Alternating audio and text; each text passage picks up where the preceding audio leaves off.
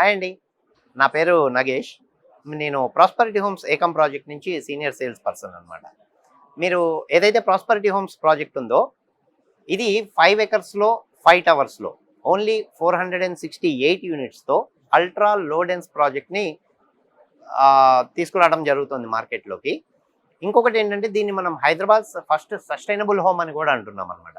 ఏంటంటే సస్టైనబిలిటీకి సంబంధించి అంటే ఎకో ఫ్రెండ్లీ, ఎయిర్ పరంగా, ఎలక్ట్రిసిటీ పరంగా, వాటర్ పరంగా, జీరో వేస్ట్ పరంగా ఏవైతే మనం ఎలిమెంట్స్ని ఇందులో ఇంప్లిమెంట్ చేయగలమో ఇంప్లిమెంట్ చేస్తూ ఎన్విరాన్మెంట్ని డ్యామేజ్ చేసే ఏవైతే ఉంటాయో వాటిని తగ్గించుకుంటూ వీలైతే జీరో చేస్తూ కన్స్ట్రక్ట్ చేస్తున్న ప్రాజెక్ట్ అనమాట.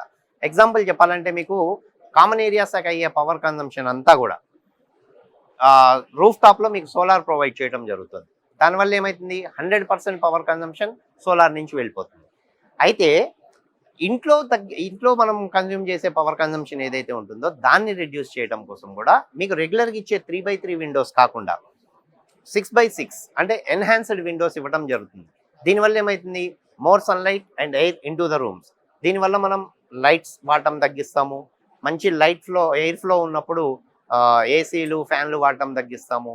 ఇదంతా దేనికి ఇస్తున్నాము అంటే మనం ఏదైతే ఎలక్ట్రిసిటీ వాడుతున్నామో అది మీకు కార్బన్ ఎమిట్ చేస్తుంది కాబట్టి ఆ కార్బన్ ఎమిషన్స్ని తగ్గించడం కోసం తీసుకున్న సస్టైనబుల్ ఇనిషియేటివ్.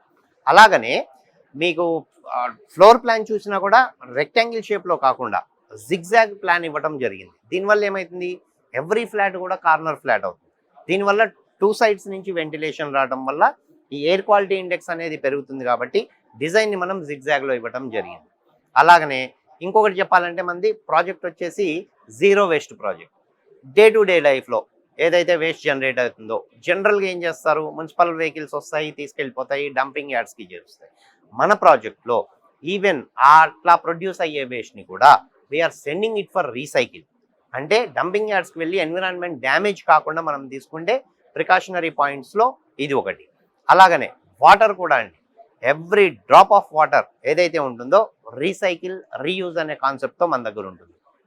ట్యాప్స్ కూడా ఇచ్చే ట్యాప్స్ కూడా మీకు లో ఫ్లో ట్యాప్స్. దానివల్ల ఏమవుతుంది, ఈవెన్ హ్యాండ్ వాష్ చేసుకుంటున్నా కూడా రెగ్యులర్గా వాడే వాటర్ కన్నా 30% వాటర్ని సేవ్ చేస్తున్నాం. అలాగనే రెయిన్ వాటర్ వచ్చినప్పుడు ఆ వాటర్ వేస్ట్ అయ్యి అన్నెసరీగా ఫ్లో అయిపోయి నాలాల్లో కలిసిపోకుండా రెయిన్ వాటర్ పిట్స్ ఏవైతే ఉంటాయో మన కమ్యూనిటీలో 21 పిట్స్ ప్రొవైడ్ చేస్తున్నాం. దీనివల్ల ఏమవుతుంది, ఎంత పెద్ద వర్షమైనా రానియండి అది గ్రౌండ్ లెవెల్ వాటర్ని ఇంక్రీజ్ చేస్తుంది. ప్లస్ దాంతోపాటు మనం స్టోరేజ్ ట్యాంక్ 5,40,000 లీటర్స్ ఇస్తున్నాం.